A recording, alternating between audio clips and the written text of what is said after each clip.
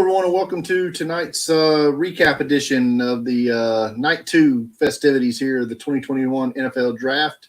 My name is Brian Bosarge. DeepFriedDraft.com is where you find everything.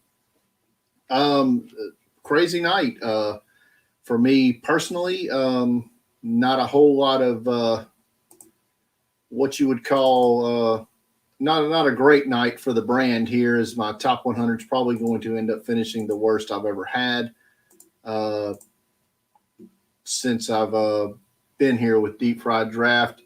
So it is what it is. So we're going to go pick by pick briefly. I'm not going to get into a whole lot of detail about everything. But we're going to we'll pick by pick here, and I'll give some little notes here and there. If I don't give a note, I didn't really write anything down for that pick. So let's start pick 33. The night started Jacksonville. Tyson Campbell, cornerback from Georgia. Pretty much this was a lock for about half the day on Friday. That was everybody pretty much knew that's where that was going to go. The Jets picked Elijah Moore, wide receiver from Ole Miss. They signed Corey Davis in free agency, drafted Denzel Mims last year. They're going to get a speedy slot receiver with Elijah Moore here, giving Zach Wilson everything that they can to make it work for him. So that's a good thing. Denver traded up to get ahead of Miami to draft the running back from North Carolina, Javonte Williams. He was the number 3 running back on the board.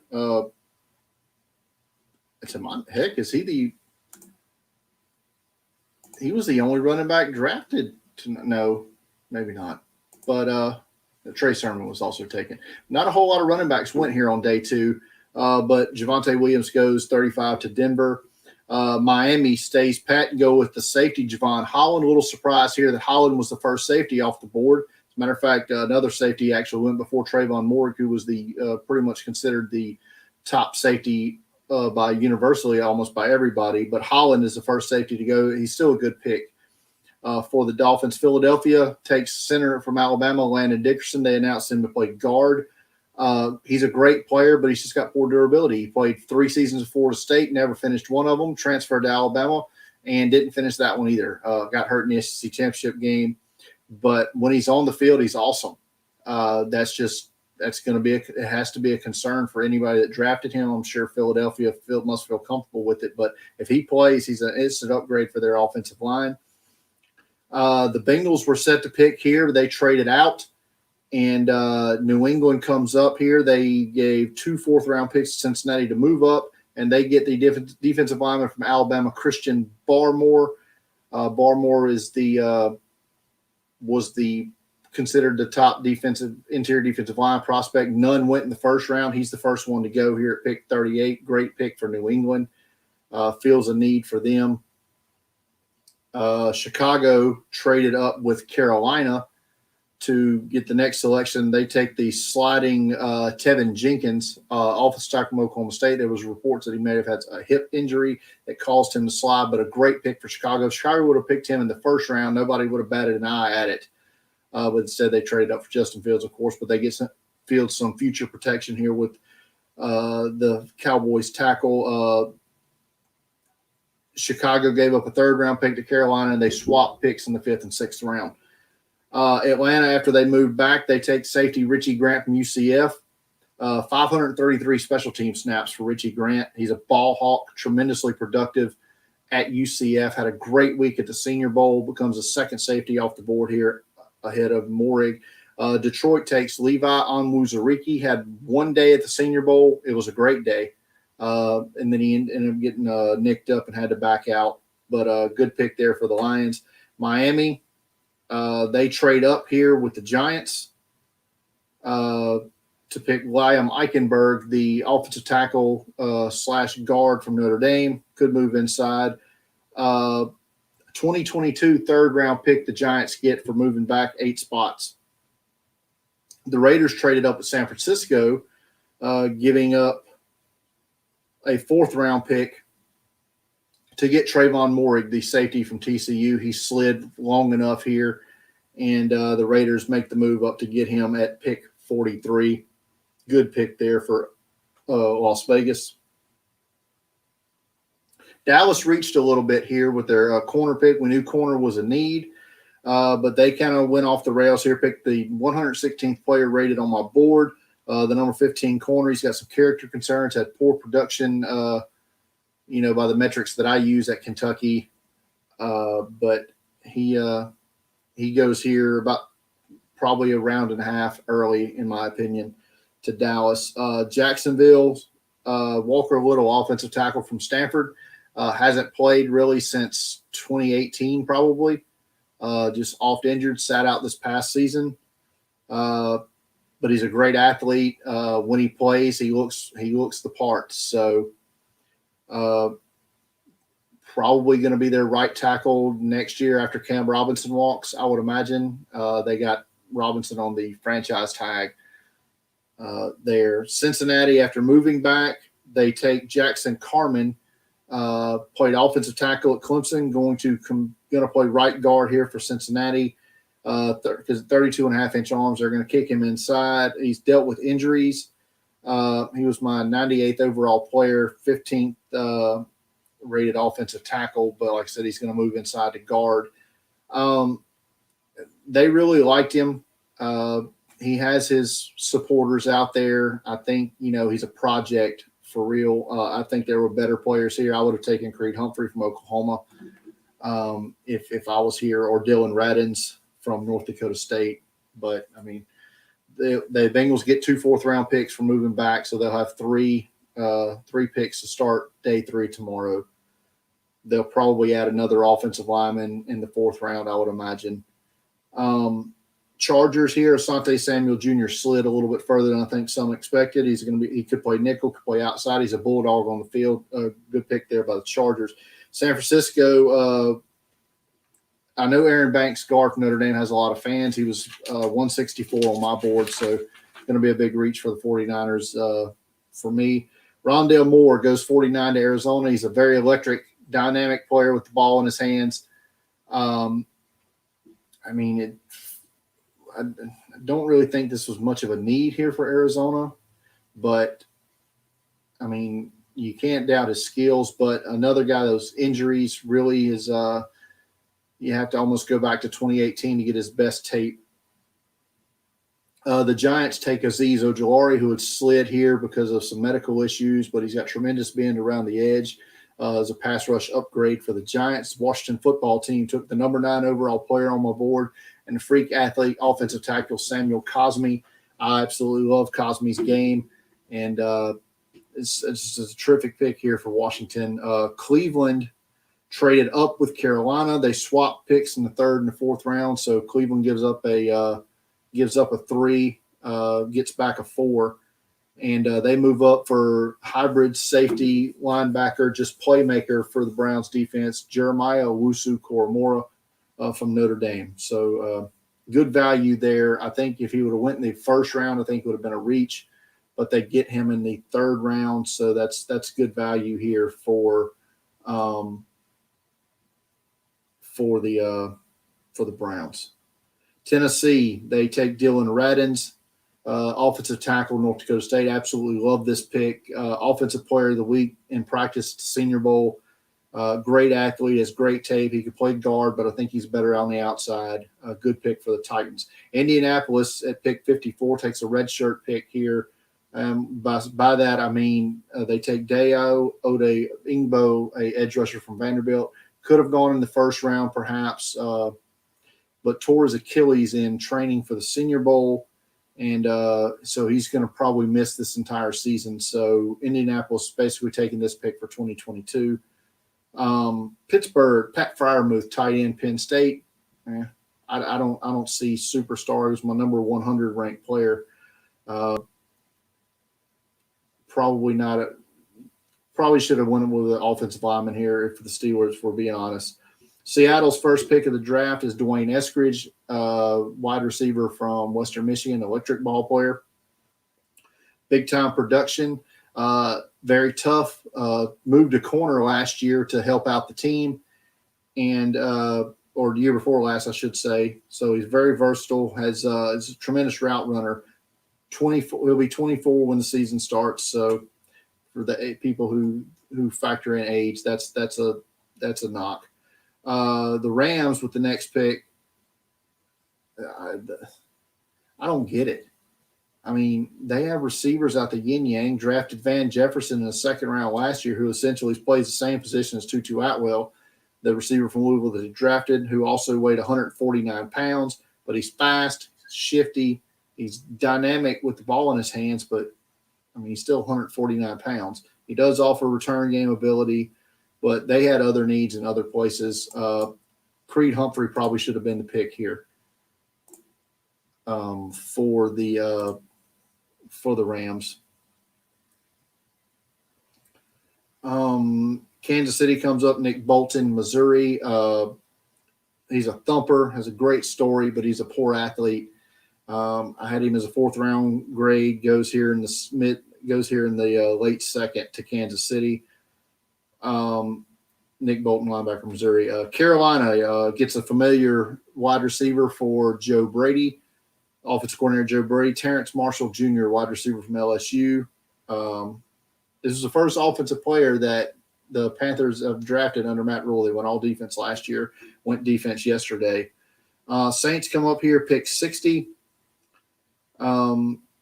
They reach a little bit here for Pete Werner, the linebacker from Ohio State. Had a 4th round grade on him. He's a good athlete, average production, very talented special teams player. But corner, I thought the Saints could have gone corner here. But they reached a little bit here for Werner. Buffalo loading up on the edge, guys. It was like one of their few weak positions. They drafted Greg Russo yesterday. Today, draft Carlos Boogie Basham from Wake Forest, 2 completely different players, but they should mesh well together in the future for Buffalo. If they had taken Boogie at 30 yesterday, it wouldn't have shocked me. Good pick for the Bills. Green Bay replaces Corey Linsley with another Ohio State center, Josh Myers. He was my number 6 rated center prospect. It almost becomes like I'm repeating myself here, but I would have taken Creed Humphrey from Oklahoma if I was Green Bay. And Kansas City did just that with the very next pick. He was my number 1 center, 14th overall rated player. He's a superior athlete, dominated his time at Oklahoma. He's just a great talent. I love Creed Humphrey. Love how he plays the game. And it's, great pick here by KC. Tampa Bay gets their quarterback of the future, Kyle Trask from Florida. He's a non-athlete, but he's very accurate. Has a good arm. He can make tight window throws. I like the pick here for Tampa Bay. That's going to bring us to the 3rd round.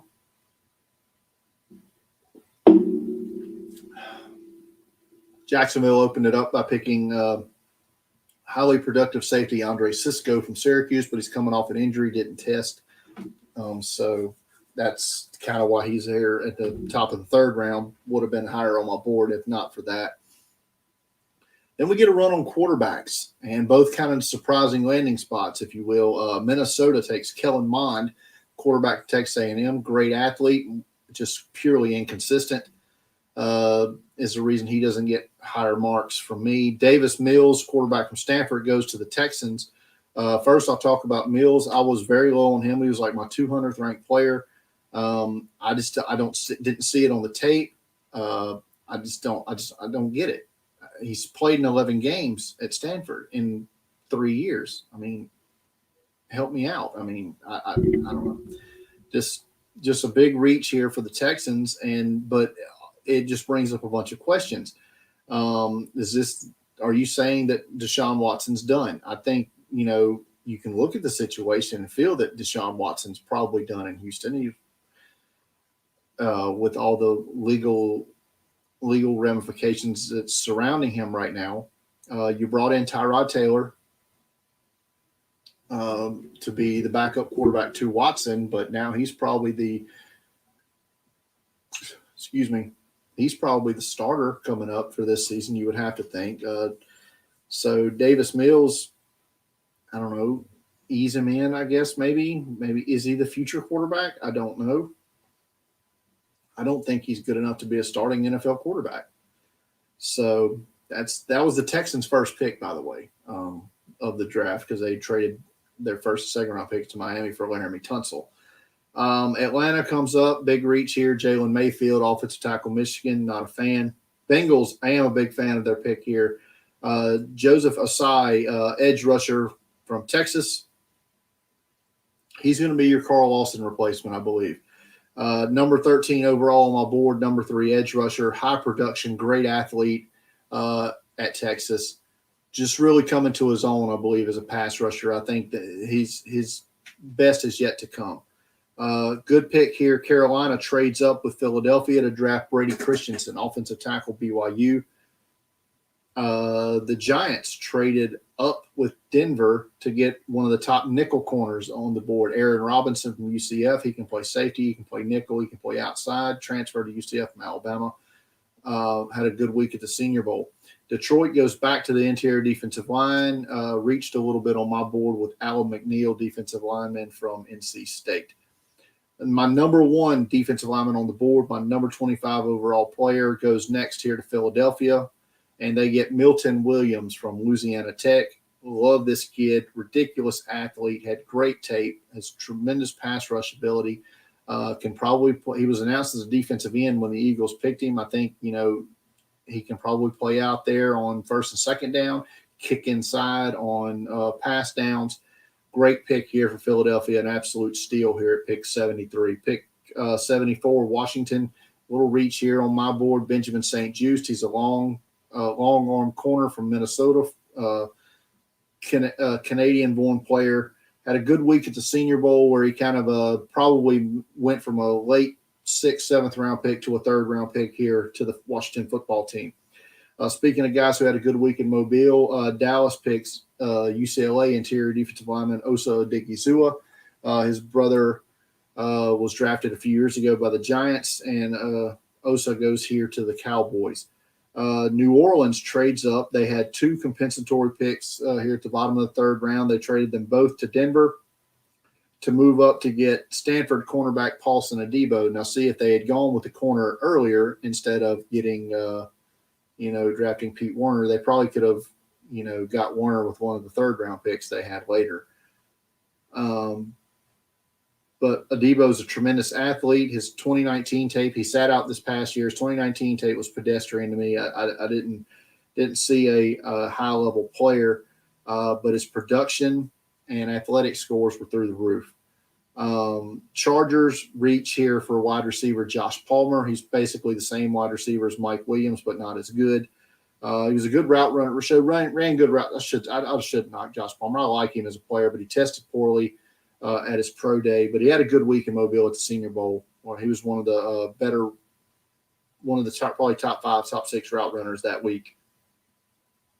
Minnesota gets Chaz Surratt, linebacker, North Carolina. Good production there. Former quarterback, moved to linebacker for the Tar Heels. Vegas, a lot of people were down on this pick. I actually like it. Malcolm Kuntz, edge rusher from Buffalo. I think if he's not hurt and he tested his pro day, he would have tested through the roof. He would have been at the Senior Bowl, but I had to miss that event. Kuntz is a good player. He's going to get after it off the edge with the Raiders there. They had back-to-back picks here. They drafted what's going to be a great special teams player. They announced him as a linebacker. I think he's going to be a linebacker safety hybrid. He lays the lumber. Divine Diablo, a great name from Virginia Tech.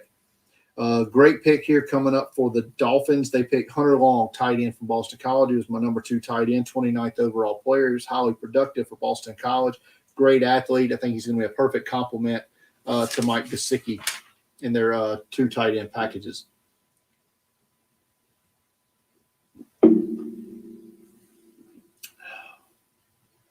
Washington gets De'Ami Brown, was one of the higher rated receivers I had left on my board from North Carolina. He's not polished, but I think he's averaged over 20 yards a catch or pretty close to it this past season for the Tar Heels. Tommy Tremble goes 83 to Carolina. He's pure blocking tight end. He had 53 targets in his career at Notre Dame in the receiving game, but he's a hell of a blocker. But blocking tight ends don't really rate highly on my board when I go through it. It's so his lack of production, so to speak, is going to bring his grade down for me. Chauncey Golston goes 84 here to the Cowboys. He had a great week at the Senior Bowl as the edge rusher from Iowa. Speaking of Senior Bowl players, son of former Tennessee quarterback T. Martin, Amari Rodgers, a wide receiver from Clemson, goes to Green Bay here. Will he catch passes from Aaron Rodgers? Remains to be seen, but a receiver pick to Green Bay. Wyatt Davis, guard from Ohio State, he was one of my top rated guard prospects this year. Dealt with injuries, got hurt in the playoffs in the national title game, if I'm not mistaken, but dealt with an injury all year long for the Buckeyes. Goes 86 here to Minnesota. He's the son of Dwayne Davis, who famously played the character of Alvin Mack in The Program, one of the greatest football movies ever made. His grandfather was played for the Packers, I believe, in the 60s maybe. So Wyatt Davis has good bloodlines here. His father also played collegiately at Missouri, I believe. But yeah, Dwayne Davis has acted in some great movies, and now his son going to play in Minnesota. Pittsburgh goes with they announced him as a center, but he played guard at Illinois. Kendrick Green, good athlete, going to be probably a solid pick here for Pittsburgh. San Francisco trades up with the Rams. They gave up 2 fourth-round picks to come up and draft a running back, which, how many running backs does one team need? But Trey Sermon goes here to the 49ers here, the fourth running back to come off the board, and the only fourth to come off the board so far. Houston trades a 4th and a 5th round pick this year and a 4th round pick next year to come up to draft Nico Collins, wide receiver from Michigan. Here's another one I just don't get. His tape is just not good. I don't know if he was just poorly utilized at Michigan. Quarterback play was bad, I know, but sat out this season. He didn't wow me at the Senior Bowl. He tested great, but his production's bad. His tape's bad. But he's a good athlete. So, maybe it'll come. I don't know. But Nico Collins is very low on my board. I just don't see it. Patrick Jones, edge rusher from Pitt. I thought he was the second best edge rusher on his team behind Rashad Weaver, but yet he goes ahead of Weaver here to the Vikings at pick 90. Interesting pick for the Browns here at 91. They go with wide receiver from Auburn, Anthony Schwartz. And it's interesting because if you watch the tape at Auburn, it was basically he was used in 2 ways. He was either used as a go route or in a gadget play. He was underutilized with Gus Malzahn's offense. You hear that a lot with, skill players when they come out of Auburn and Gus Malzahn's offense. Unfortunately, C.J. Uzomah was another example, the Bengals tight end. He was underutilized at Auburn.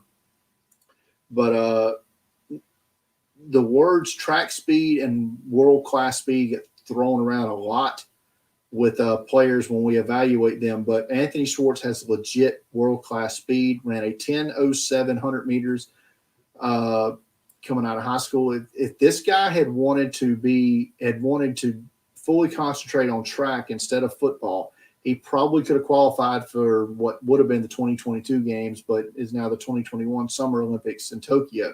Anthony Schwartz could have been on the U.S. Olympic team, I believe, if he had fully concentrated on track.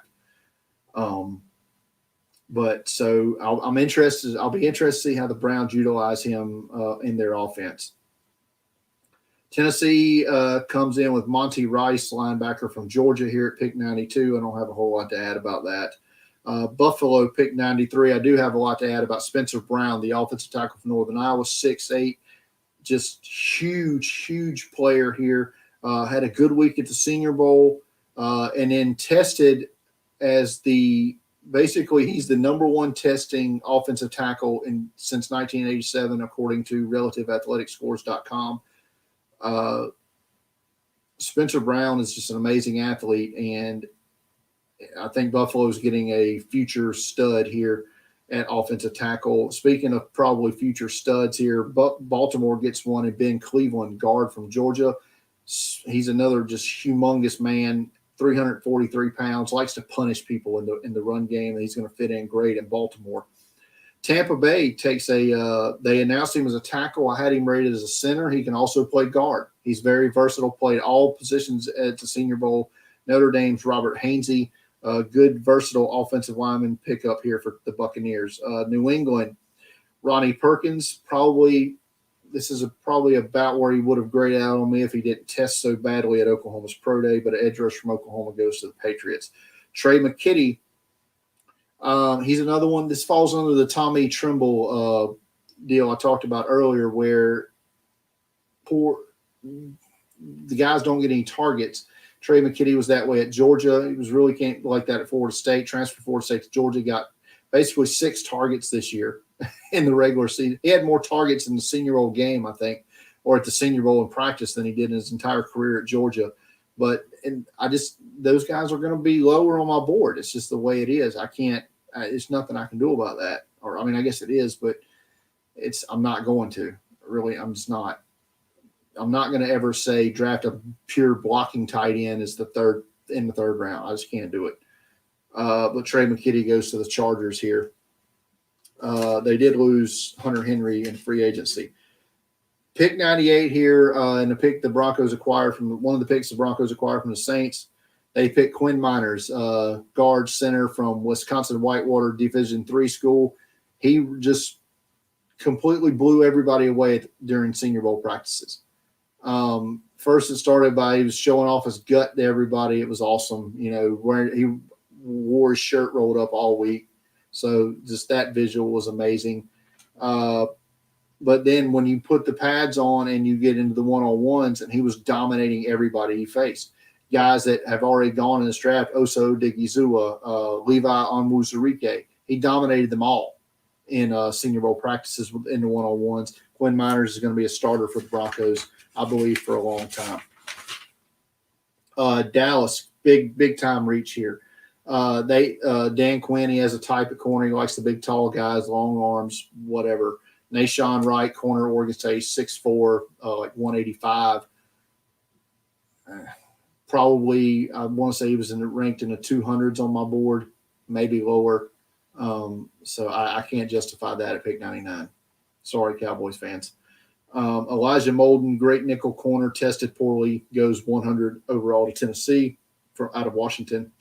Corner I was really high on, my number 33 overall player, goes to Detroit. Ifeatu Melifonwu, cornerback from Syracuse, great speed, tested great, had a good week at the Senior Bowl, thought he could play free safety, think he can play corner, play either or. So I really love the pick here by Detroit. Speaking of nickels, San Francisco, Ambry Thomas, corner, Michigan, goes at pick 102.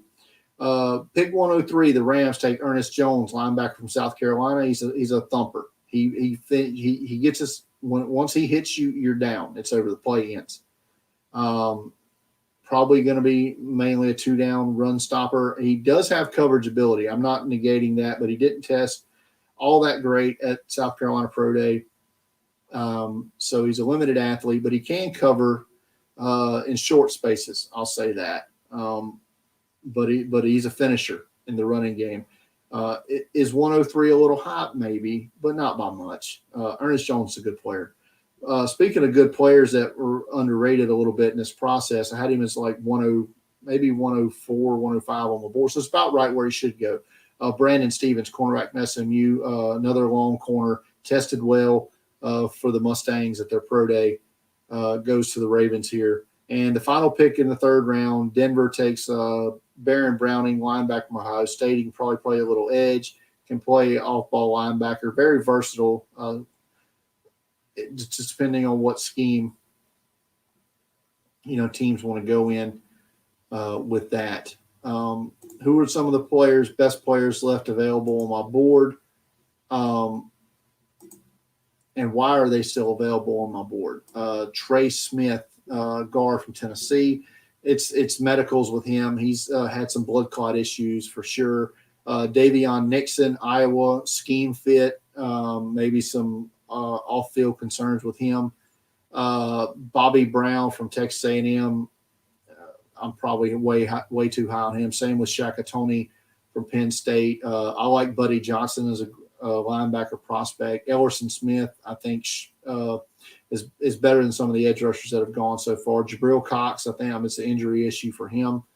I believe is what's got him. He's a great coverage linebacker. Sean Wade, Ohio State.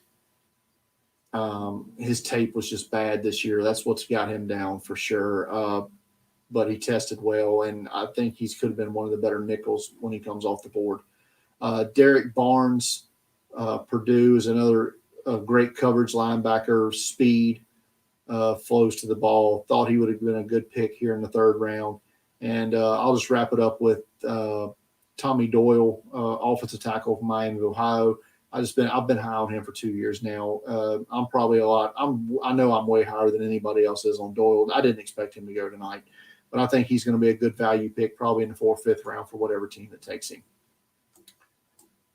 So we're going to wrap it up tonight. We've gone through every pick, day 2, day 3, or round 2, round 3. Probably won't do a video recapping everything tomorrow, but we'll post all the draft results at deepfrieddraft.com.